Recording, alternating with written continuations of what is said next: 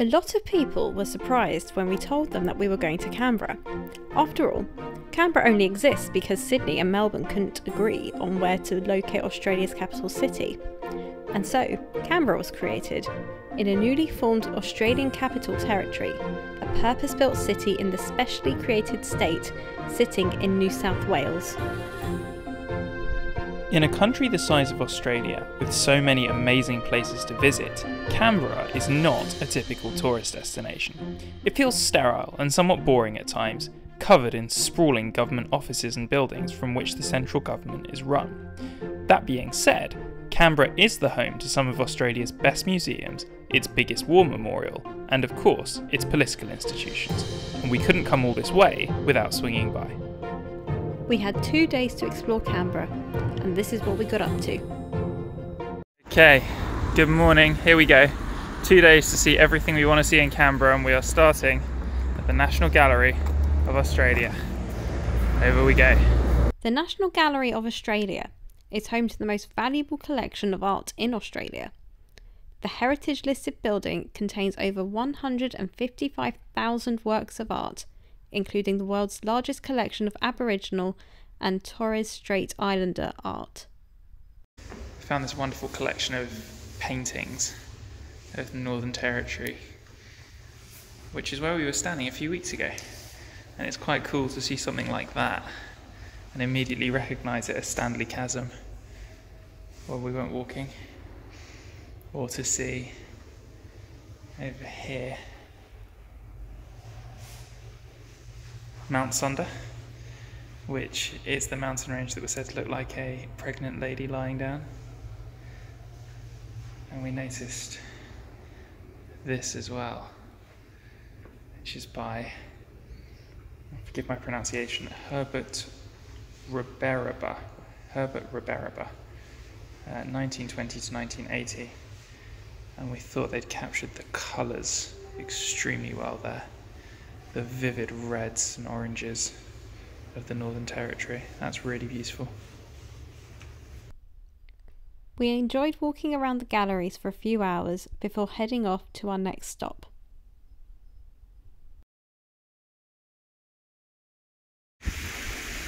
Welcome to the High Court of Australia. So this is courtroom 1 in the High Court of Australia. This is the highest court in Australia. This is the room where they settle issues of constitutional law and interpretation in front of a full panel of 7 judges. The building was opened in 1980, it took them 5 years to build. And as courtrooms go, I quite like it.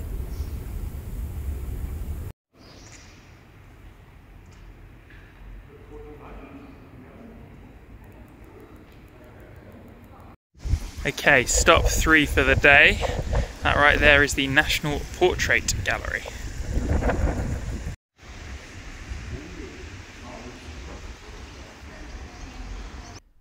The National Portrait Gallery is a showcase of portrait paintings, drawings and photography by Australians and of Australians, many of whom are immediately recognisable. The gallery was wonderful to walk around, and we learned a few things about some familiar faces along the way. Grew up in Melbourne. Didn't know that.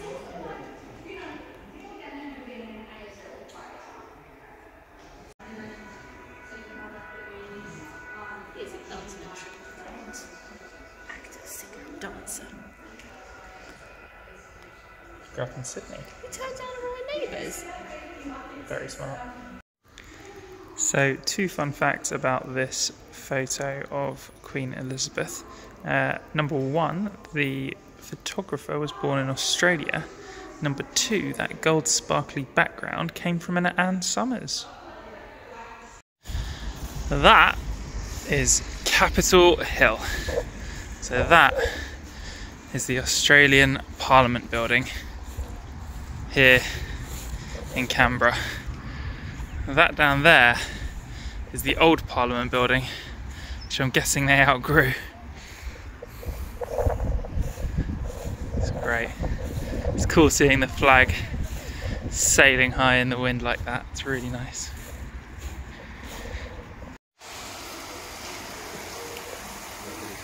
We have just been watching the Australian version of Prime Minister's Questions.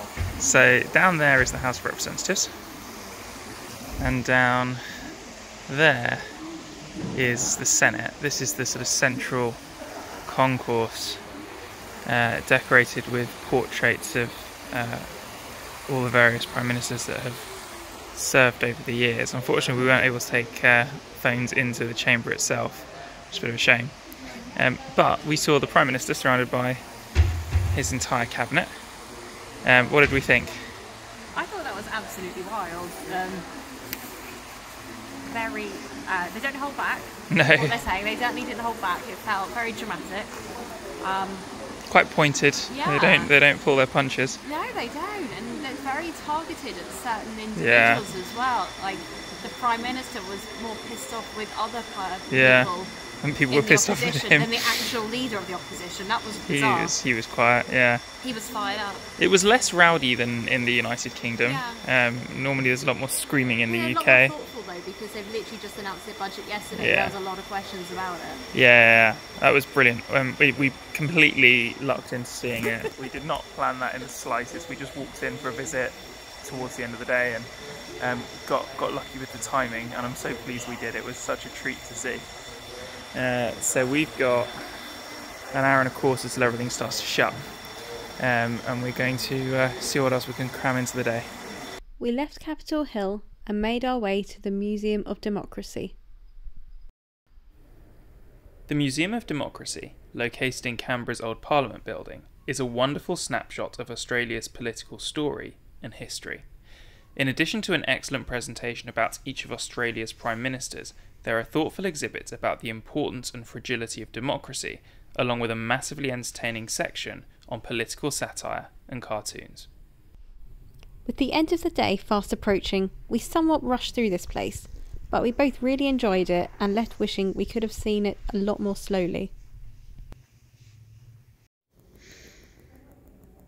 This is the original House of Representatives room, here in the old Parliament building. It's now a Museum of Democracy, which is really well done and well worth a look. After a very full-on day, we went back to the van and crashed out for the night. We have just stepped into the Australian War Memorial. One of the highlights of our time in Canberra was undoubtedly our visit to the Australian War Memorial, which is by far the most impressive, educational, and poignant of the many memorials that we have seen on our journey across Australia. In addition to telling the stories of some of Australia's bravest and finest servicemen and women, many of whom made the ultimate sacrifice, the memorial hosts an amazing museum with detailed exhibits about each of the conflicts in which Australians have served.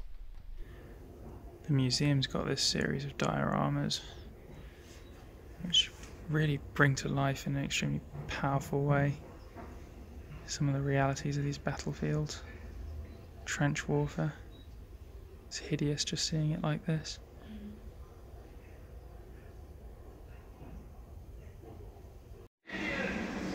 We're now in the section of the museum about World War II. I think maybe being British and so focused on what happened in Europe and with Germany, it's easy to forget just how much fighting there was in this part of the world as well, with the Japanese attacking Singapore and then working their way south towards Australia, and how once again Australia and New Zealand got sucked in and lost appalling numbers of men and women in the fighting throughout the Pacific Islands in this part of the world.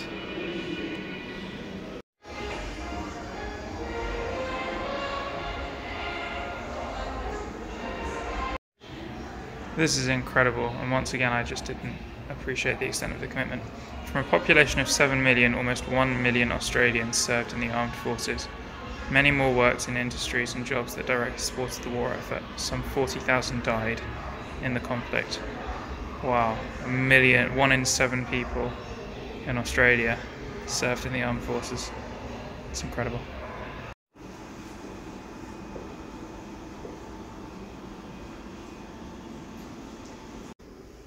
Section now on the Vietnam War.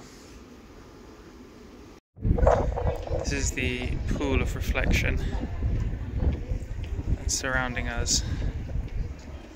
On the wall are reminders of all the various places that the Australians have fought.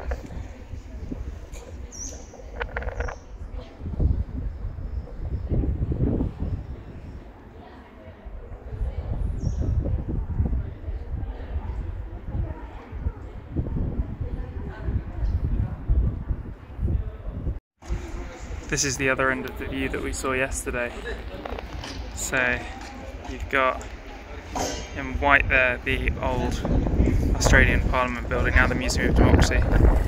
Behind it with the Australian flag sailing high is Capitol Hill, which is where the new Parliament building is. Running around the top here is the Roll of Honour.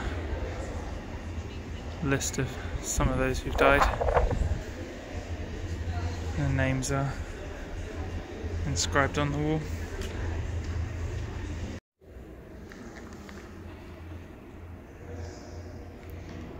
Tomb of the Unknown Soldier.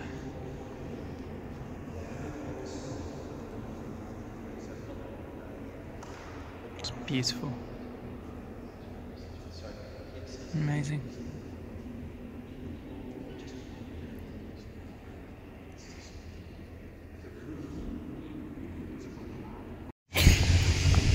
Well, we've just stopped and eaten our lunch. Oh my goodness, the wind's turned up as well. But that right there is the memorial, and I think Lauren nailed it when she said it's somewhere every Australian should come at least once. It's brilliant. We spent 2 hours there and we could have easily sunk a whole day. It's really excellent. Well worth a visit. We're just walking away from the memorial there, down towards the lake. It's really beautiful. It's dotted on each side by various statutes and memorials, but this is, I believe, Anzac Hill. Anzac is the Australian New Zealand Army Corps. It's a joint army regiment.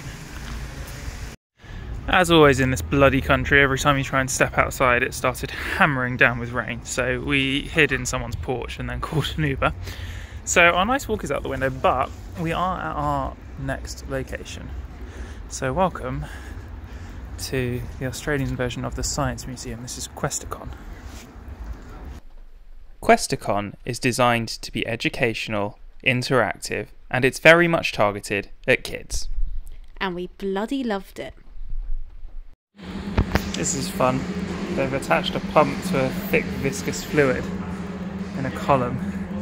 So as you pump it, you can see the bubbles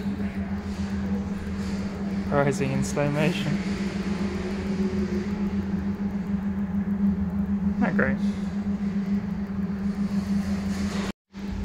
So you can make shapes like this, and all you need is a 236 kilogram weight like that attached to a harness on the ceiling. You get it moving, you put pens down on it, and you leave it be. And look at the shape that the pens are drawing.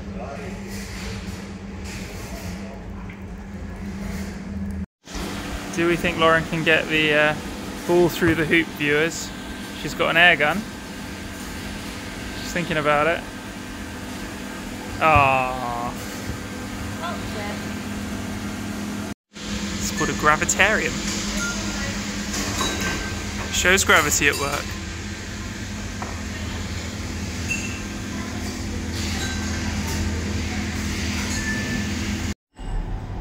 In there is one of the largest Tesla coils in the southern hemisphere. I think there's one bigger one in a university. And in 15 seconds, there is going to be an almighty lightning strike. 6, 5, 4, 3, 2, 1.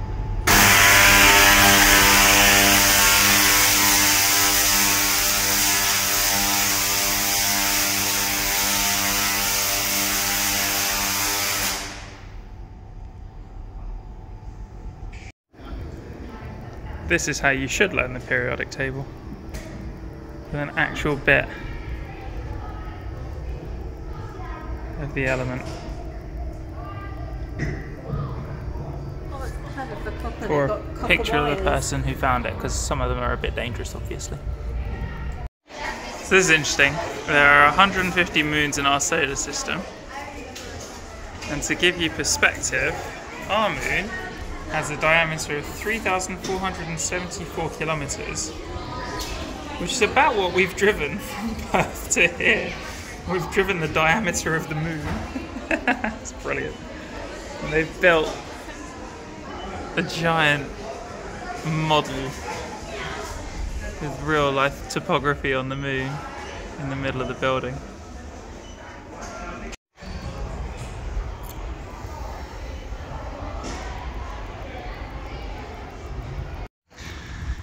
Time for our final stop in Canberra, and I think we will call this place done. Welcome to the National Library of Australia.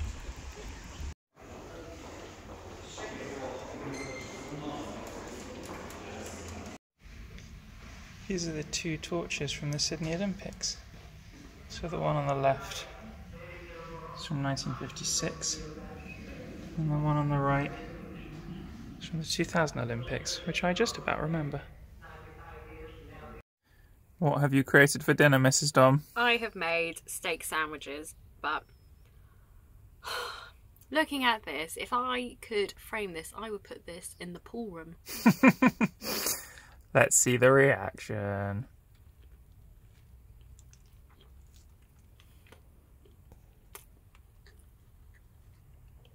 I think we'll leave her be. After 2 very full-on days, we settled down for the night and got ready to leave the surprisingly brilliant city of Canberra. Next time on the Doms Down Under. We made it! And that, Bondi Beach. What a stunning spot. The time has finally come. We're checking out Sydney and the surrounding countryside. Thank you so much for watching this video. We hope you've enjoyed it. Oh, and by the way, we've made it to 50 subscribers. If you want to help us get up to 100, remember, click that subscribe button in the top right hand corner. We'll see you next time.